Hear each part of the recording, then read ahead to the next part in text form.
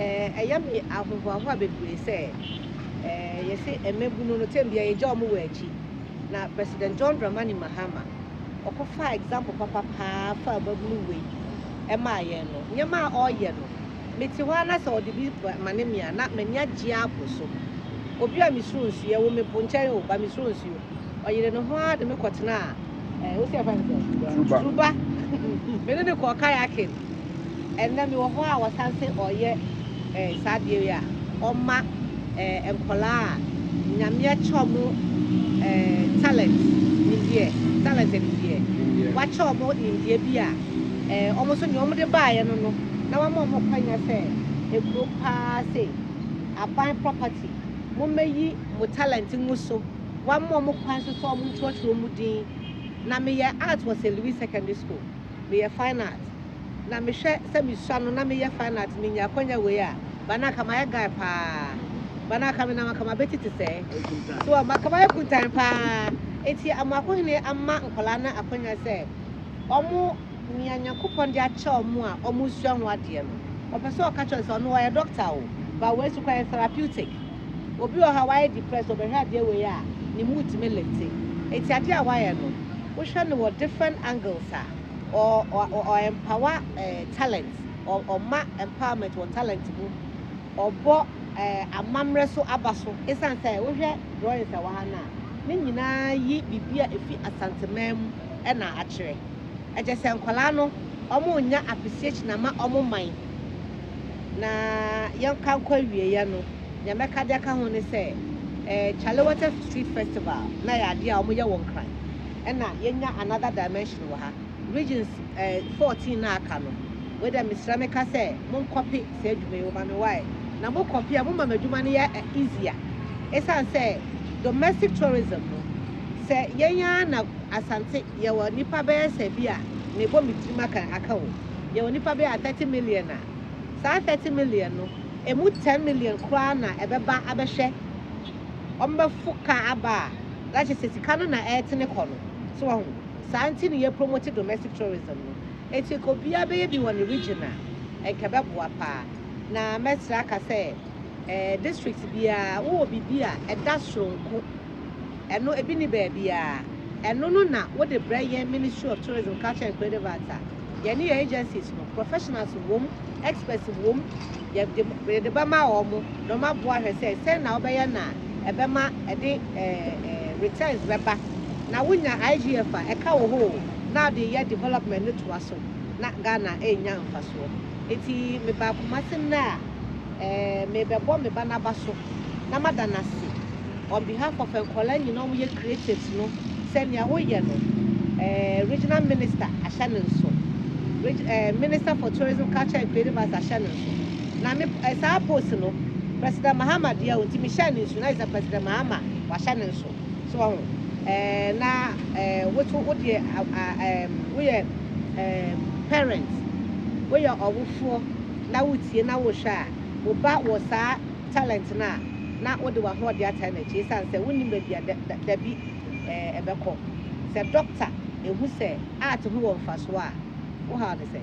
So, but then yet, idea who here also. That's how I hold the interch. But I see baby. Abba for no. Abba for no so. Sponsors no.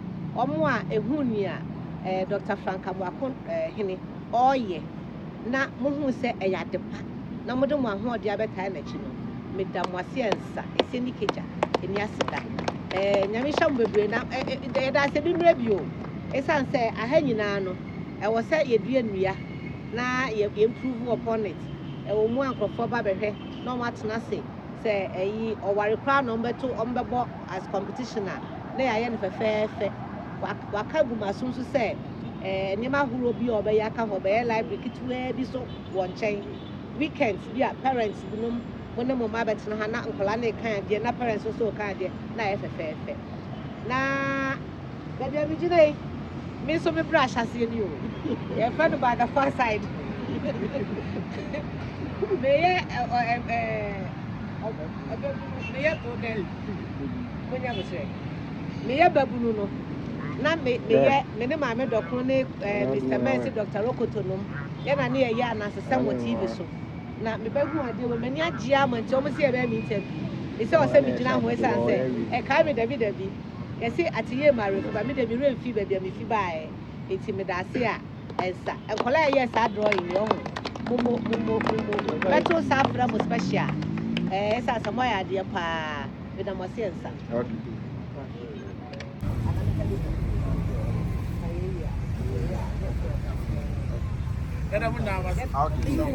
Jump to observation before I mention and acknowledge this amazing initiative by the super dynamic regional minister and his team.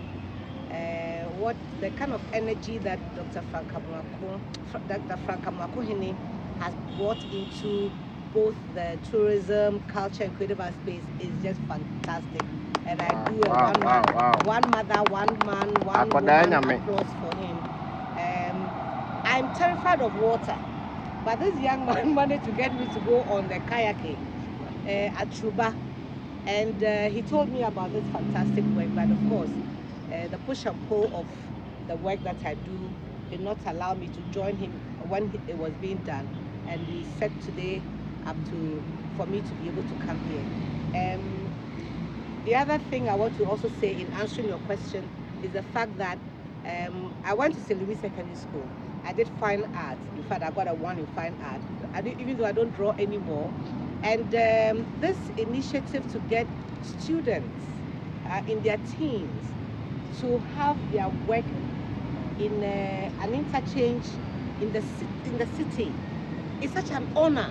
And for a child who may not be appreciated by their peers because they are not doing science or they are not doing something extraordinary, this is motivational. This is saying that you matter, and they are capturing images that reflect the community in which they are. I haven't seen any drawing that shows the sea. Why? Because it's not here. But I've seen the cultural artifacts. I've seen Otu for himself. I've seen the Dinkwa symbols, and that's teaching them to appreciate their heritage. So this is just an amazing expose on many levels.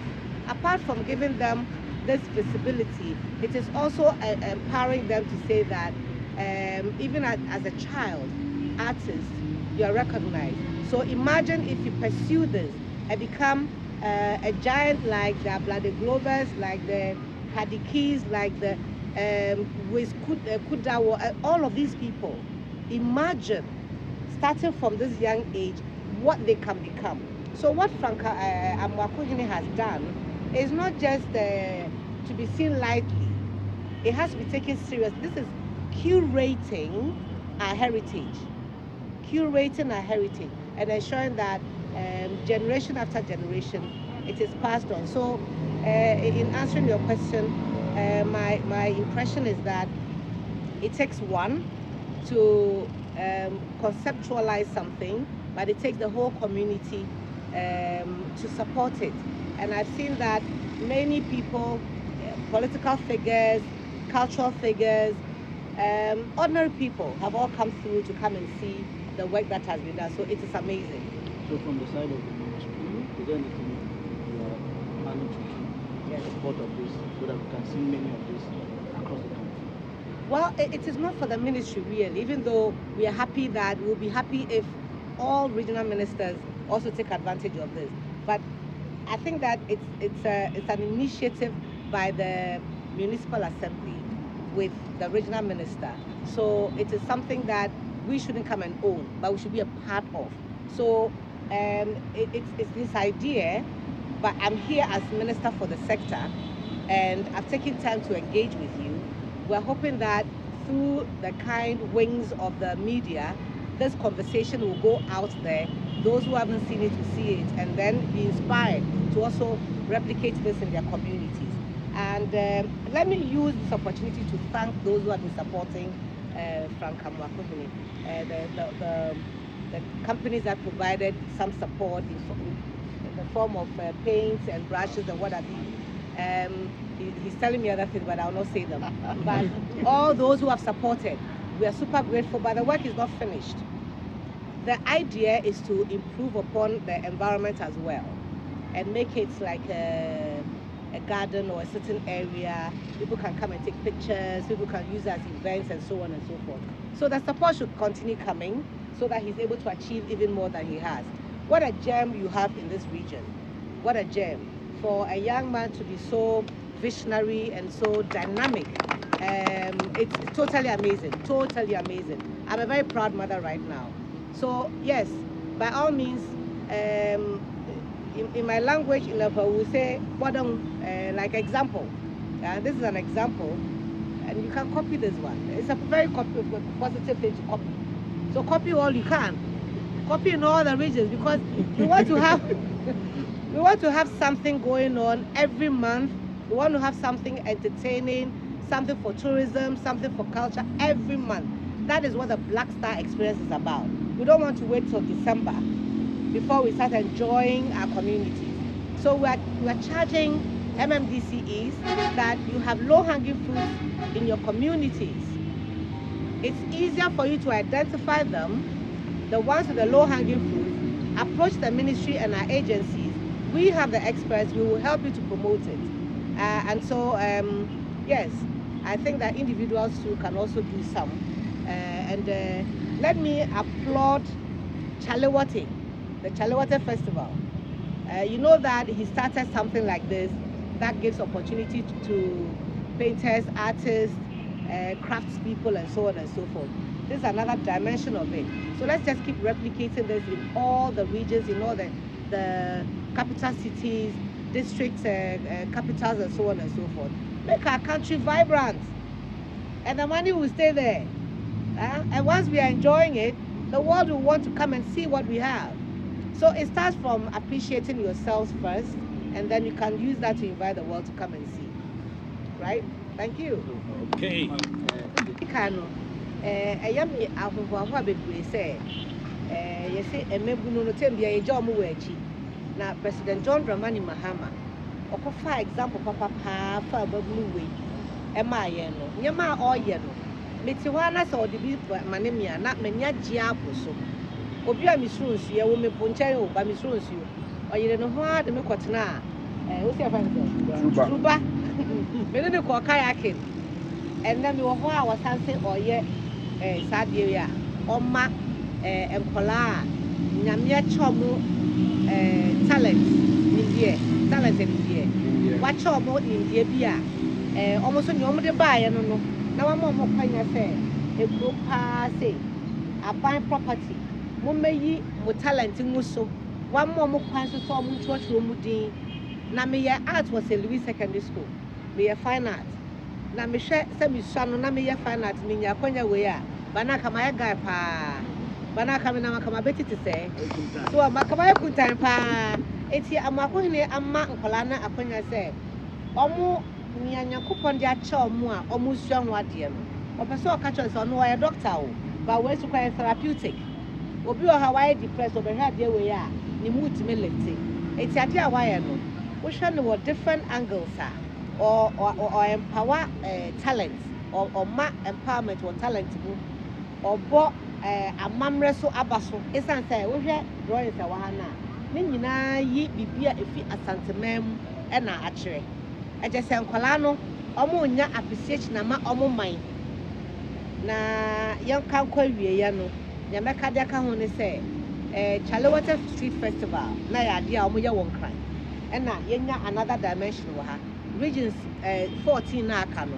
Whether Miss Rameka say, Mon copy said you may woman why. Na mo copy a woman Jumania easier. Esan say domestic tourism. Say yenya na asante yewo nipa be se bia ne bo mitima kan aka wo yewo nipa be 30 million na sa 30 million no emu 10 million kra na ebeba abehwe ombe fuka aba that is sika no na etene ko no so ho sa anti ne ye promote domestic tourism no eti ko bia be bi won regional ekebeboa pa na mesra ka say district bia wo bibia eda soronko eno ebi ni baby a eno no na what the Brian Ministry of Tourism, Culture and Creative Arts Yɛne yɛ agencies no professionals wom experts wom yɛde bɛma wɔn na wɔn aboa hwɛ sɛ sɛn na wɔbɛyɛ na ɛbɛma ɛde returns bɛba na wonya IGF a ɛka wɔ hɔ na de yɛ development ne toa so na Ghana ɛnya mfasoɔ eti me ba kumase na me bɛbɔ me ba n'aba so na mada n'ase on behalf of nkɔla nyinaa wɔn yɛ creatives no sɛnea wɔyɛ no regional minister ahyɛ ne nso minister for tourism culture and creative arts ahyɛ ne nso na me saa post no president Mahama deɛ o ti mi hyɛ ne nso na is president Mahama wahyɛ ne nso so wɔn na wotu wodeɛ woyɛ parents woyɛ ɔwofoɔ na wotie na wohwɛ a woba wɔ saa talent na wode w'ahoɔde ata n'akyi esan sɛ wonim baabi a dabi ɛbɛkɔ sɛ doctor ehu sɛ art ho wɔ mfasoɔ a wo ha ne sɛ woso ba ne yɛ ade ehu hia wo nso na fa w'ahoɔde ta akyi bɛda ase bebree aboafoɔ no aboafoɔ no so ɛyɛ sponsors no ɔmo a ehu ni a Dr Frank Amoakohene ɔyɛ na mohu sɛ ɛyɛ adepa na mode mo ahoɔde abɛtaa n'akyi no meda mo ase nsa ese ni keja eni aseda nyame hyɛ mo bebree na yɛda ase bi mmerɛ bio esan sɛ aha nyinaa no ɛwɔ sɛ yɛdua nnua na yɛ improve upon it ɛwɔ mu ankrɔfoɔ ba bɛhwɛ na ɔmo atena se sɛ ɛyi ɔware kora na ɔmbɛbɔ as competition a na yɛayɛ no fɛfɛɛfɛ waka gu maso nso sɛ nneɛma ahorow bi a ɔbɛyɛ aka hɔ ɔbɛyɛ library ketewa bi so wɔ nkyɛn weekends bi a parents binom mo ne mo ma bɛtena ha na nkɔla na ɛka adeɛ na parents nso ɔka adeɛ